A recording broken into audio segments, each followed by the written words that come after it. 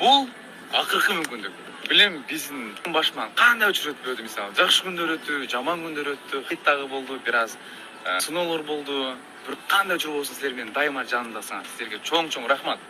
Кытайдан мага эң акыркы последний мүмкүнчүлүк берди, шанс берди. Силерге, короче, чарламен айта салайынчы. Мен подписчигим болууга макулсуңбу? Сразу жооп жаз!